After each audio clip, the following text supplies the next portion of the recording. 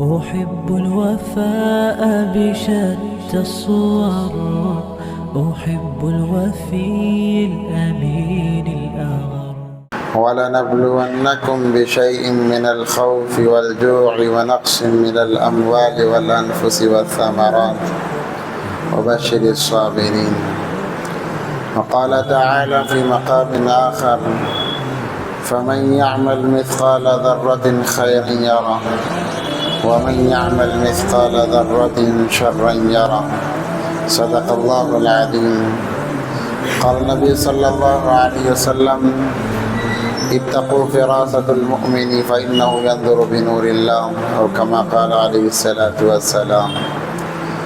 اللهم صل على سيدنا مولانا محمد في أول كلامنا، اللهم صل على سيدنا مولانا محمد في أوسط كلامنا، اللهم صل على سيدنا مولانا محمد في آخر كلامنا. اللهم لك الحمد كما أنت أهله، فصل على محمد كما أنت أهله، وافعل بنا ما أنت أهله، فإنك أنت أهل التقوى وأهل المغفرة. اللهم صل على محمد كلما ذكره الذاكرون، وصل على محمد كلما غفل عن ذكره الغافلون. اللهم صل على محمد وآله ألف مرة. اللهم صل على محمد وآله ألف مرة. اللهم صل على محمد وآله ألف مرة. محترم و معزز سامعین کرام، بزرگان دین، عزیز نوجوان ساتھیوں، ایک مرتبہ دل کی گہرائیوں کے ساتھ درود پاک پڑھ لیں۔ اللہم صلی علی سیدنا محمد وعلی آل سیدنا محمد وبارک وسلم۔ معزز سامعین کرام، جیسا کہ لگاتار کئی ہفتوں سے جو ہمارا عنوان چل رہا ہے، علماء کا مقام، علم کی اہمیت پر، جو بھی باتیں آئیں گی اسی کے ذمہ آئیں گی، کیونکہ جیسے میں نے کئی بار کہا بھی ہے، عنوانات چلتے ہیں، حالات کے اعتبار سے عنوانات کو بدلنا بھی پڑتا ہے تاکہ حالات حاضرہ بھی ہمارے سامنے رہیں۔ آج جو ہماری سامنے گفتگو ہوگی آزادی کے متعلق ہوگی کہ اس ملک کی آزادی میں علماء کا کیا کردار رہا ہے۔ جیسے میں نے گزشتہ جمعے کہا، علماء انبیاء کے وارث ہیں، العلماء ورثۃ الانبیاء۔ ان سے جڑ جانا اپنے دین کی حفاظت ہے، ایمان کی حفاظت ہے۔ ان سے کٹ جانا اپنی دنیا کو بھی برباد کر لینا ہے اور آخرت کو بھی برباد کر لینا ہے۔ ایک عامی انسان علماء سے کبھی دور رہ نہیں سکتا، ہر وقت میں ان کی رہبری کی اسے ضرورت پڑے گی۔ اسی لیے بچہ جب پیدا ہوتا ہے کہتے ہیں کسی عالم کو بلاؤ کہ آزاد دے اور اچھا نام رکھیں، اور جب بڑا ہوتا ہے تو کہا جاتا ہے کہ کسی عالم کے پاس لے جاؤ، اسے بسم اللہ خوانی کرائیں، اور جب بڑا ہوتا ہے، بالغ ہوتا ہے، تو کہا جاتا ہے کسی عالم سے جا کر مسائل معلوم کرو۔ جب شادی کے قابل ہو گیا کسی عالم کو بلاؤ، نکاح پڑھانا ہے۔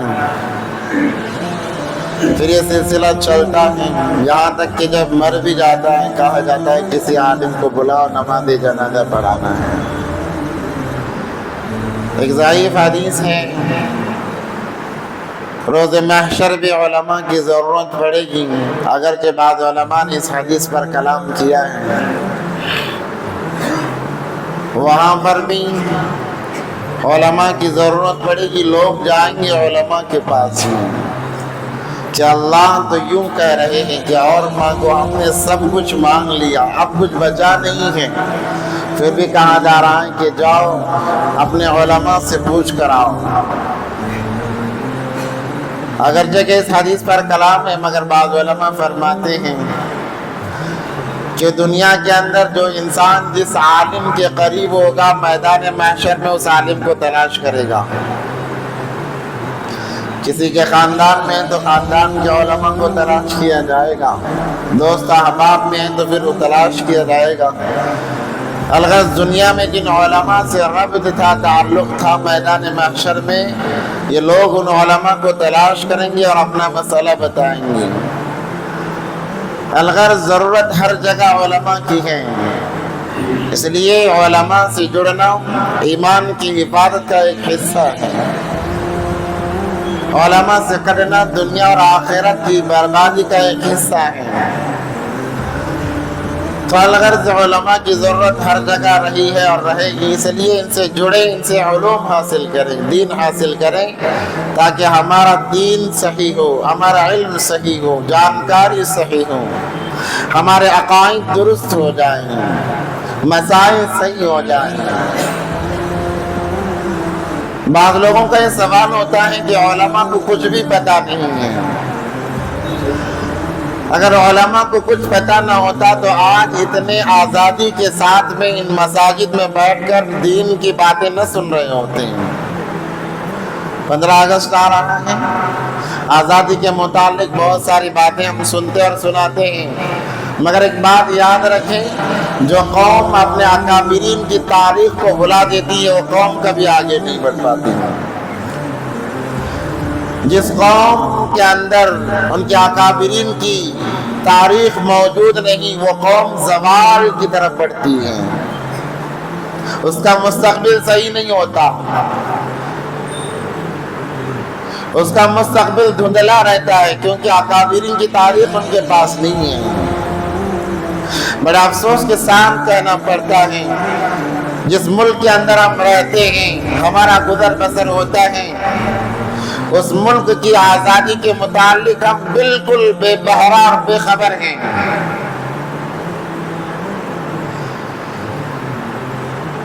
غیر چاہتا یہی ہے کہ ہمارے اکابرین کی تاریخ ہمیں یاد نہ ہو، ہم اپنے اکابرین کو بھول بیٹھیں. اسی لیے دن بدن نئے نئے بل پاس کیے جا رہے ہیں، کبھی تعلیمی اعتبار سے تو کبھی اور کسی اعتبار سے. اب تو یہ معاملہ نئی تعلیمی پالیسی کے سلسلے سے سامنے ہمارے درپیش ہے کہ اس کے اندر جنہوں نے اس ملک کے لیے قربانیاں دی ہیں اب بالکل ان کا نام مٹا دیا گیا ہے، ان کا نام و نشان نہیں ہے. اس کی ایک وجہ یہ بھی ہے کہ ہم نے یہ کوشش ہی نہیں کی کہ ہمارے اکابرین کی تاریخ ہمیں یاد رہے. بڑے مجمع سے پوچھا جائے کہ بتاؤ اس ملک کی آزادی کے لیے سب سے پہل کون کرتا تھا، کس نے پہل کی ہے؟ 90% یا اس سے زیادہ کہوں تو مبالغہ نہ ہوگا، سارے کے سارے کی زبان پر چند نام آتے ہیں. سب سے پہلے گاندھی جی کا نام آتا ہے، سبھاش چندر بوس کا نام آتا ہے اور دیگر نام آتے ہیں. یہی ہمارے ذہنوں میں نام پیوست کر دیے گئے ہیں، بیٹھ گئے ہیں، حالانکہ حقیقت کچھ اور ہے.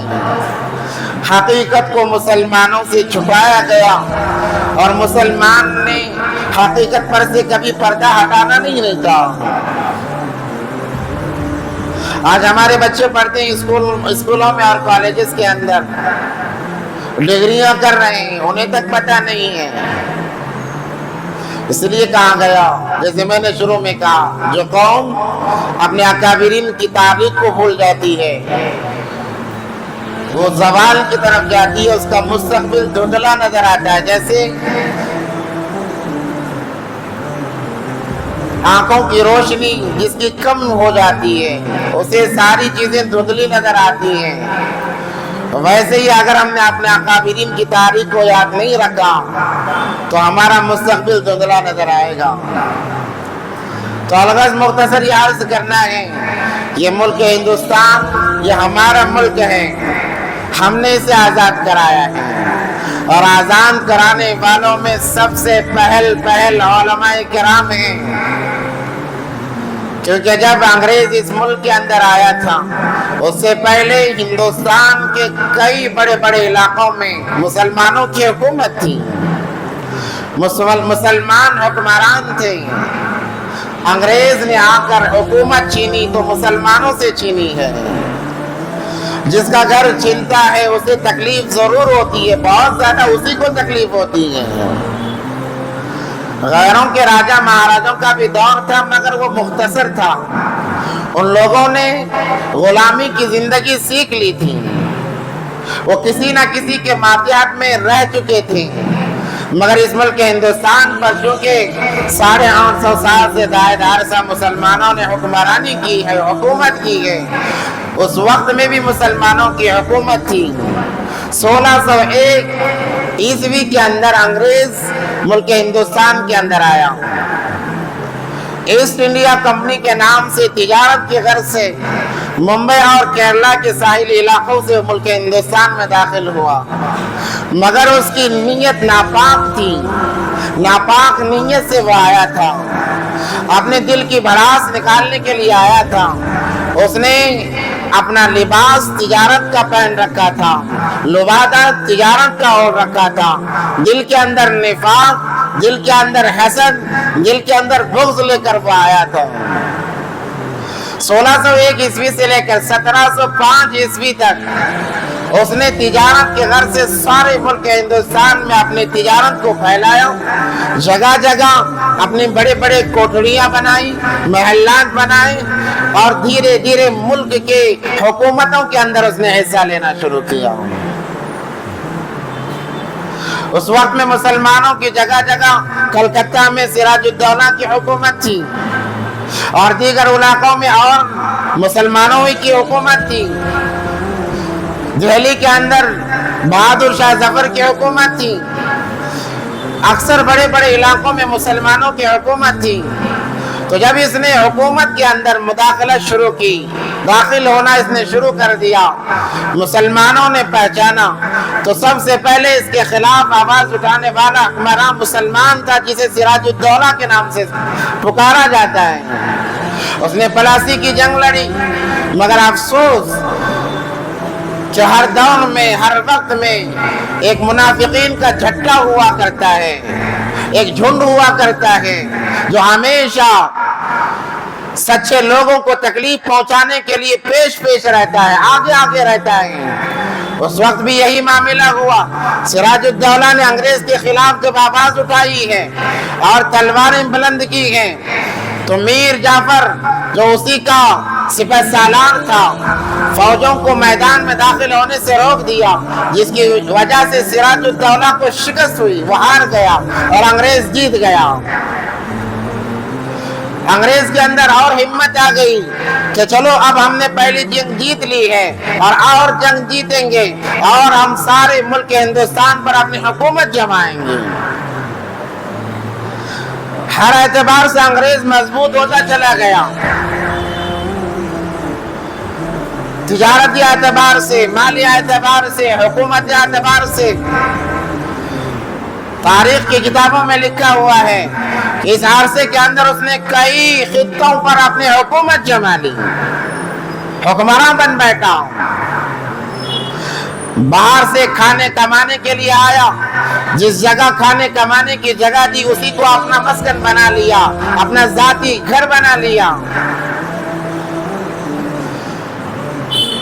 اور یہ وجہ غداری کی وجہ سے ہوئی، جنگ شکست میں بدلی ہے غداری کی وجہ سے، نفاق کی وجہ سے، کیونکہ سکوں پر پلنے والے ہر دور میں ہیں، آج بھی موجود ہیں۔ جو مسلمانوں سے وہ ملتے ہیں، کہتے ہیں ہم مسلمان ہیں۔ اللہ نے قرآن پاک کے اندر سورہ بقرہ کے شروع میں منافقین کا تذکرہ کیا اور بڑی لمبی آیتیں ان کے متعلق بیان فرمائی۔ وَإِذَا قِيلَ لَهُمْ آمِنُوا كَمَا آمَنَ النَّاسِ، کہ جب یہ ایمان والوں سے ملتے ہیں کہتے ہیں ہم مسلمان ہیں، اور جب غیروں سے ملتے ہیں کہتے ہیں ہم تو راز معلوم کرنے کے لیے گئے ہوئے تھے۔ اس لیے اللہ نے قرآن کے اندر فرمایا منافقین کے لیے ان المنافقین فی الدرک الاسفل من النار، منافقین کو جہنم کے سب سے نچلے حصے میں جگہ دی جائے گی جہاں جہنم کو دہکایا جاتا ہے۔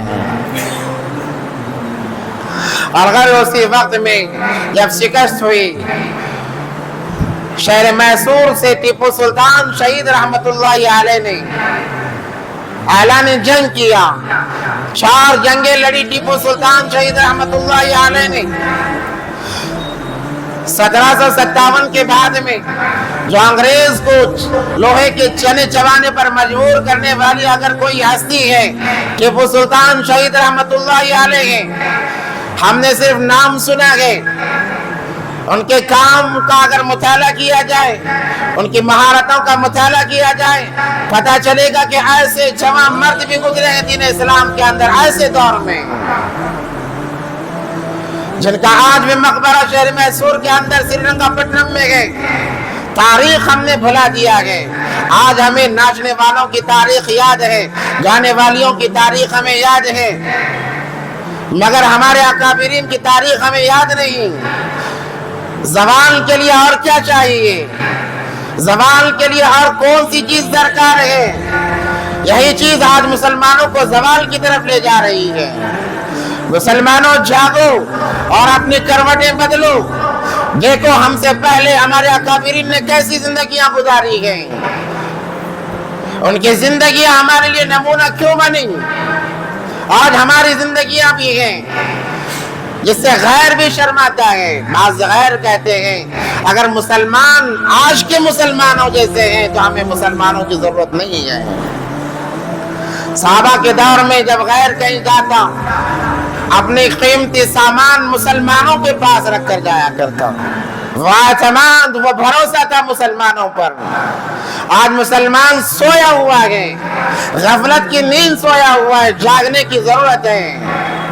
ٹیپو سلطان شہید رحمت اللہ علیہ نے 4 جنگیں لڑی، جن میں 3 جنگوں میں انگریزوں کو بھاگنے پر مجبور کر دیا۔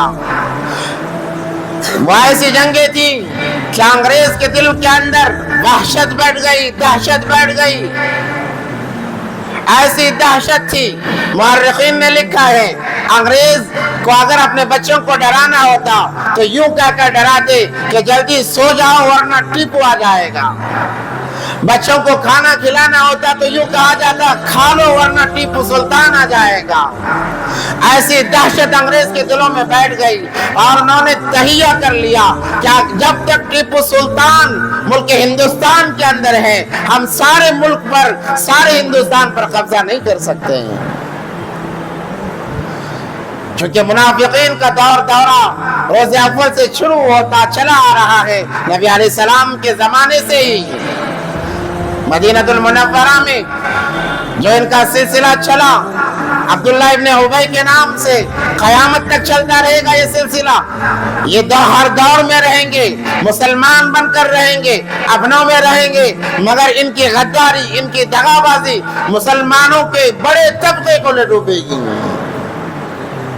پھر ایسا ہی ہوا جب آخری جنگ 1799 عیسوی کے اندر لڑی گئی، میر صادق نے غداری دکھائی۔ ٹیپو سلطان شہید رحمت اللہ علیہ اپنے قلعے میں تھے، اس نے فوجیوں کو بہکایا حکومت کے لیے، پیسوں کے لیے۔ میر جعفر نے بھی جو غداری کی حکومت کے لیے، روپیے سکے کے لیے، 2 کوڑی کے لیے، یہ بک گئے منافقین، جس کی وجہ سے شہر میسور ٹیپو سلطان شہید رحمت اللہ علیہ بھی اس دار فانی سے ہمیشہ کے لیے چلے گئے۔ انگریز کو ہمت ہوئی جب ان کی شہادت ہوئی، انگریز کا سپہ سالار ان کی میت پر کھڑے ہو کر کہتا ہے کہ آج سے یہ ملک ہندوستان ہمارا ہے، کسی کے اندر یہ جرأت نہیں ہے کہ ہندوستان کے لیے لڑے۔ میں آپ کو بتا دوں ٹیپو سلطان صرف بادشاہ نہیں تھے، وہ حافظ قرآن تھے، عالم دین تھے، کئی کتابیں انہوں نے لکھی ہیں، کئی کتابیں ان کی ہیں، ہر زبان پر مہارت حاصل تھی، اردو پر مہارت، عربی پر مہارت، فارسی پر مہارت، کنڑا زبان پر مہارت، کئی زبانیں وہ جانتے تھے، سب سے بڑے عالم۔ ان کی تاریخ میں لکھا ہے جب سے انہوں نے ہوش سنبھالا ہے اپنی آخری سانس تک ایک نماز بھی انہوں نے قضا نہیں کی ہے. نماز چھوڑنا تو دور کی بات ہے، کوئی ایک نماز ان کی قضا نہیں ہوئی ہے.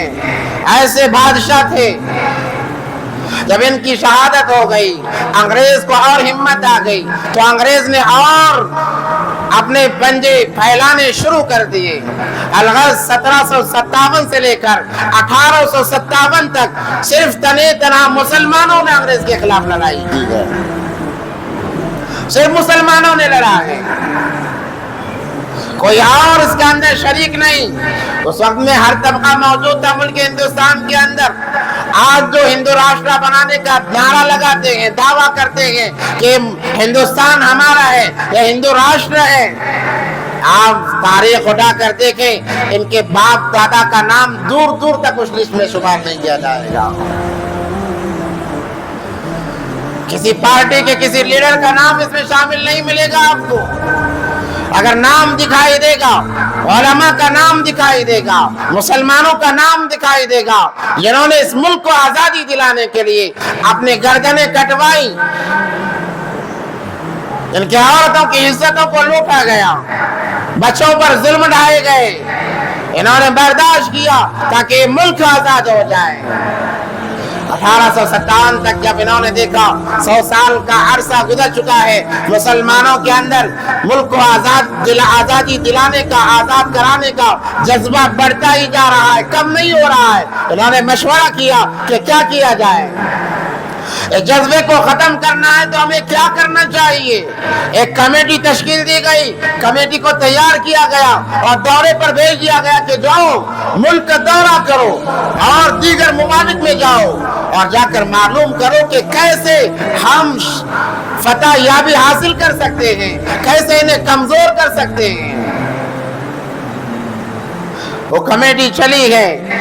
لمبا عرصہ تحقیق کے بعد میں وہ کمیٹی آ کر کہتی ہے کہ اگر مسلمانوں کے دلوں سے آزادی کا جذبہ نکالنا ہے، جذبے کو ختم کرنا ہے تو ان کے علماء کو ختم کرنا پڑے گا، ان کے قرآن کو ختم کرنا پڑے گا.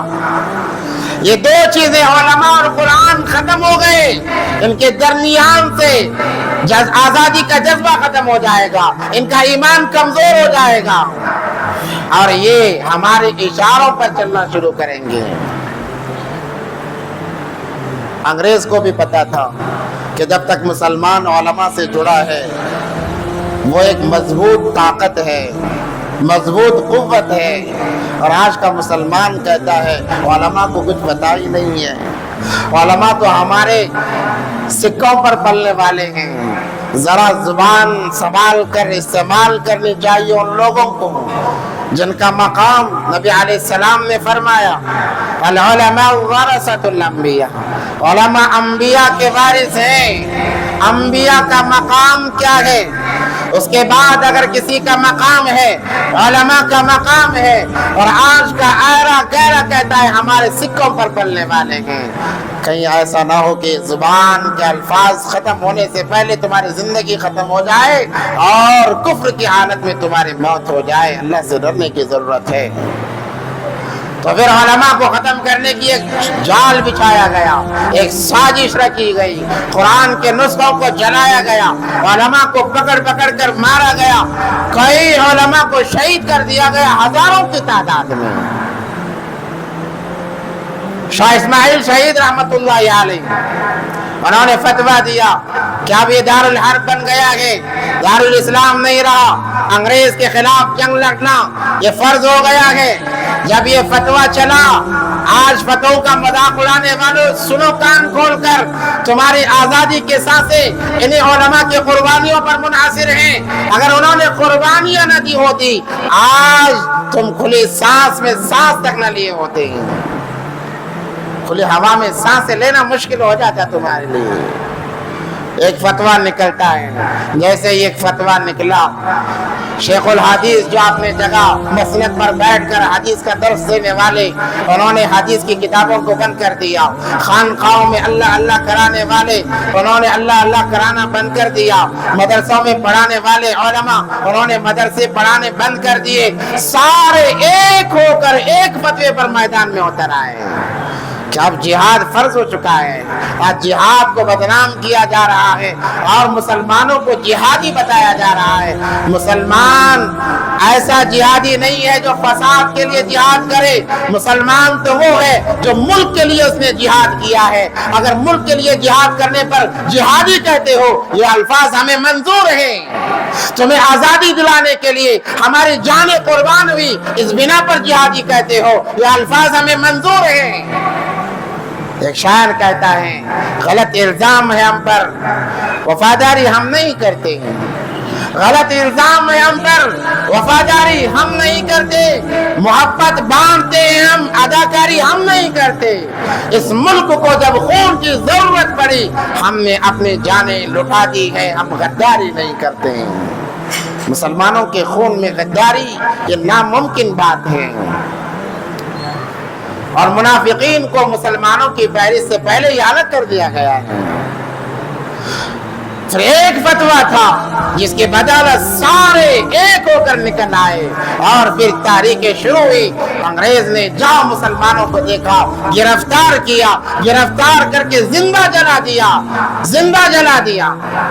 40 علماء کو دہلی کی چاندنی چوک سے لے کر خیبر تک کوئی درخت ایسا باقی نہیں تھا کہ جس درخت کی شاخ پر ایک درخت پر کئی لاشیں صرف علماء کرام کی تھیں، صرف علماء کرام کی تھیں۔ اس وقت میں کسی اور طبقے نے آواز نہیں اٹھائی۔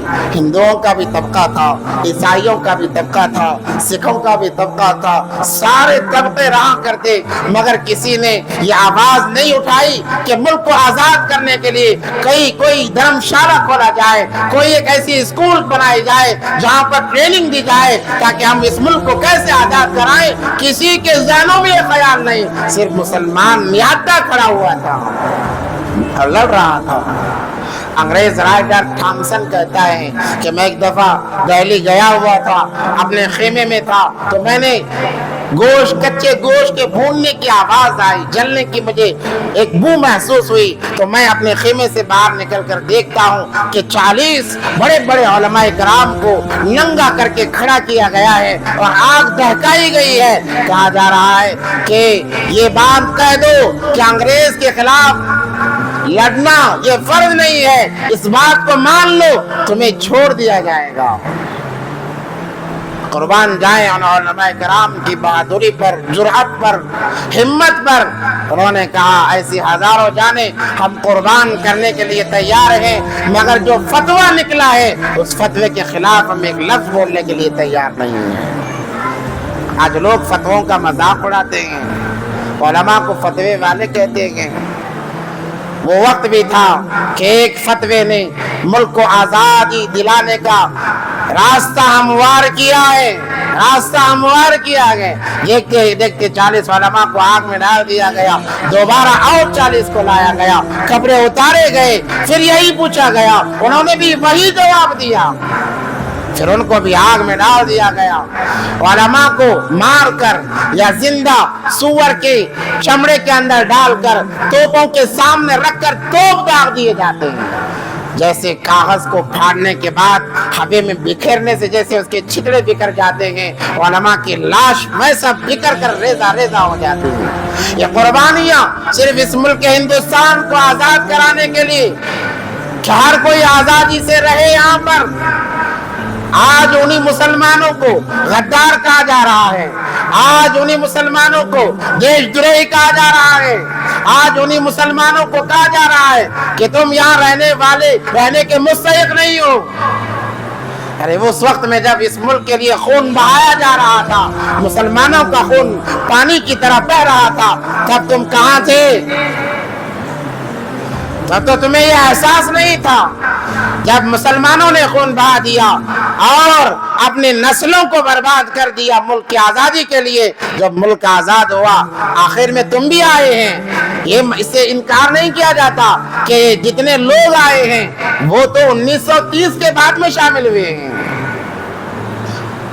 1930 کے بعد میں سارے لوگ جمع ہوئے کہ انہوں نے دیکھا گاندھی جی نے پہل کی اور کہا کہ مسلمان اکیلا لڑ رہا ہے، مسلمان اکیلا لڑ رہا ہے، مسلمان تھوڑی رہتا ہے، ہم سب رہتے ہیں. تو پھر گاندھی نے بہت ساری تحریکیں شروع کی اور ہر طبقے سے وہ جا کر ملے، ہر طبقے کا انہوں نے ذہن بنایا اور کہا چلو مسلمانوں کے ساتھ ملتے ہیں.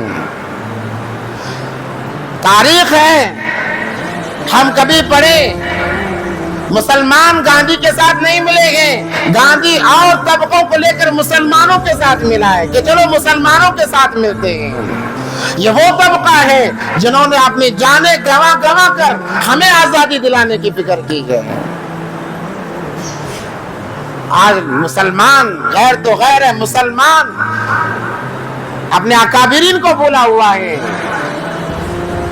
مولانا گنگوئی رحمت اللہ علیہ یاد نہیں ہے، شیخ الہند رحمت اللہ علیہ ان کی تاریخ کا پتہ نہیں ہے، سید احمد شہید رحمت اللہ علیہ ان کی تاریخ کا پتہ نہیں ہے. ہر مسلمان بڑے آرام سے جی رہا ہے. اس لیے ایک ضابطہ یاد رکھیں، جب تک اکابرین کی تاریخ ہمیں یاد نہیں ہوگی ہم کبھی آگے نہیں بڑھ سکتے.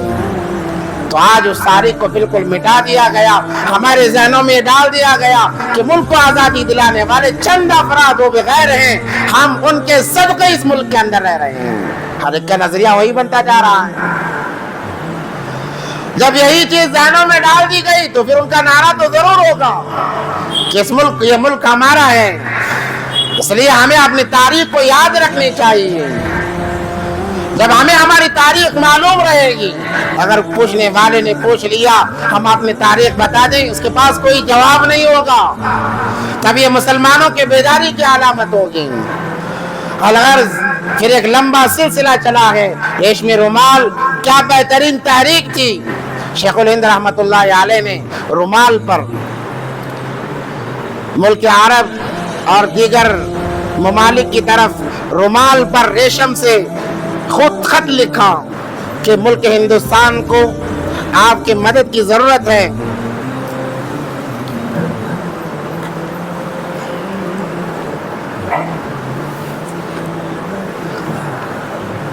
شیخ الہند رحمت اللہ علیہ نے ایک رومال پر ریشم سے ایک خط لکھا عرب ممالک کو، دیگر ممالک کو کہ مسلمانوں کو، ہندوستان کے جو مسلمان ہیں ان مسلمانوں کو آپ ان کا تعاون کریں. اسی تحریک کے نام کو ریشمی رومال کے نام سے یاد کیا جاتا ہے. جب پتہ چلا کہ ریشمی رومال کے اندر خط لکھ کر پہنچایا جا رہا ہے دیگر ممالک کو، لے جانے والوں کو پکڑا گیا. انگریز نے شیخ الہند رحمت اللہ علیہ کو گرفتار کیا، مالٹا کی جیل کے اندر بند کیا، کالے پانی کی صحبتیں برداشت کرنے پر انہیں مجبور کیا گیا، جیل میں ڈالا گیا. اور ان کے ساتھ حضرت مولانا حسین احمد مدنی رحمت اللہ علیہ بھی ساتھ جیل میں ہیں. تاریخ کے اوراق پلٹ کر دیکھیں پتہ چلے گا جب شیخ الہند رحمت اللہ علیہ کا انتقال ہوا ہے، جب حسین احمد مدنی رحمت اللہ علیہ انہیں نہلانے کے لیے گئے ہیں، جب پیٹھ پر ہاتھ پھیرا گیا تو پیٹھ پر کوئی گوشت نہیں تھا. حسین احمد مدنی رحمت اللہ علیہ کی آنکھوں سے آنسو آ گئے. لوگوں نے رونے کی وجہ پوچھی. حسین احمد مدنی رحمت اللہ علیہ نے کہا کہ میرے شیخ کے پیٹھ پر جب میں نے ہاتھ پھیرا ہڈیوں کے علاوہ مجھے کچھ ہاتھ نہیں لگا ہے. شیخ الہند رحمت اللہ علیہ کے ساتھ مالٹا کے جیل میں کیا معاملہ کیا جاتا کہ انہیں لے جایا جاتا اور ان کے پیٹھ کو آگ سے داغا جاتا. روزانہ کا معمول تھا. وہ شیخ الہند رحمت اللہ علیہ کہتے ہم خباب کی اولاد ہیں، ہم خباب کے دین پر ہیں، خباب کے ماننے والے ہیں. کہ جیسے حضرت خباب رضی اللہ تعالیٰ عنہ کو آگ پر لٹا دیا جاتا، اہل مکہ کے مشرکین نے حضرت خباب رضی اللہ تعالیٰ عنہ کو آگ پر لٹایا، ان کے خون اور چربی سے وہ آگ بجھ جاتی. تو شیخ الہند رحمت اللہ علیہ کہتے ہم ان کے ماننے والے ہیں، آج ہم نے ان کی سنت کو زندہ کیا ہے. ایسے قربانیاں ہمارے علماء نے دی ہیں، مسلمانوں نے دی ہیں، جب جا کر یہ ملک آزاد ہوا ہے۔ اور آج ہمیں غداری کا لیبل دیا جا رہا ہے، ہمیں دیش دروہی کہا جا رہا ہے۔ اگر مسلمان علماء کرام آگے نہ بڑھتے، اپنی جانوں کو قربان نہ کرتے، تو آج تم بھی ٹھنڈی سانسیں نہ لے رہے ہوتے۔ یہ علماء کرام تھے جنہوں نے آزادی دلائی۔ آخر میں 1930 کے بعد میں 30 عیسوی کے بعد میں جب یہ معاملہ دیکھا لوگوں نے، تو پھر ہر طبقے کا اس میں آ کر شامل ہو گیا۔ اس سے انکار نہیں کیا جاتا، آخر میں ہی صحیح، مگر ان لوگوں کا ہاتھ ہے، اسے منع نہیں کیا جاتا۔ مگر دیکھا جائے 130 سالہ زندگی، 130 سال صرف مسلمانوں نے ملک کو آزاد کرنے کے لیے اپنے خون کو بہایا ہے۔ اور آج ایک طبقہ عہدے پر آنے کے بعد کہتا ہے کہ اس کو ہندو راشٹر بنایا جائے گا، یہاں پر صرف ہماری چلے گی، اور ہندو راشٹر بنانے کے سارے منصوبے انہوں نے ایک ایک کر کے پاس کر لیے، ایک ایک کر کے سارے پاس ہو رہے ہیں، اور مسلمان ہاتھ پر ہاتھ دھرے بیٹھے ہوئے ہیں۔ میرے بھائیو یاد رکھو، وہ وقت تھا آزادی، انگریزوں سے آزادی دلانے کا، آج بھی وقت ہے اس ملک کو اپنے ساتھ رہنے والوں سے آزادی دلانے کا۔ اس وقت جب مسلمان خاموش نہیں، آج بھی مسلمان خاموش نہیں بیٹھے گا۔ ہاں یہ بات اور ہے کہ چند دنوں کے لیے یہ سویا ہوا ہے، مگر اب جاگنے کا وقت ہے، جاگنے کا وقت ہے۔ اس وقت میں جو فتویٰ چلا تو انگریز کے خلاف، وجہ کیا بنی؟ وجہ یہ بنی تھی کہ انگریز دین اسلام میں مداخلت اس نے شروع کر دی تھی، دین اسلام کے اندر مداخلت اس نے شروع کر دی تھی، نمازوں کے متعلق، زکوٰۃ کے متعلق، حج کے متعلق، تو یہ مسائل کے اندر یہ مداخلت کر رہا تھا۔ علماء نے دیکھا کہ اگر اس کو چھوڑا جائے تو نماز نہیں بلکہ اللہ کا نام لینا ہمارے لیے دشوار ہو جائے گا، یہ کہہ کر فتویٰ جاری کر دیا گیا۔ آج کے غدار بھی، آج کے دیش دروہی بھی وہی کام کر رہے ہیں کہ مسلمانوں کے دین اسلام میں دخل اندازی کر رہے ہیں۔ مسلمانوں یاد رکھو، ہماری تاریخ ہے، ہماری عورتوں پر جب حملہ ہوا ہم نے برداشت کیا، ہمارے بچوں کو یتیم کیا گیا ہم نے برداشت کیا، ہمارے مال لوٹے گئے ہم نے برداشت کیا۔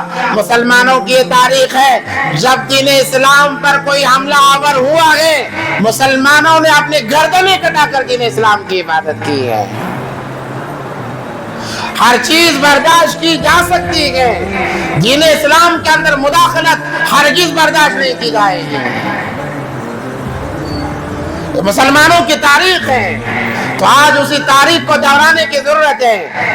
جنگ بدر کا معاملہ چلا، پہلی جنگ دین اسلام کی، جنگ بدر کا معاملہ 313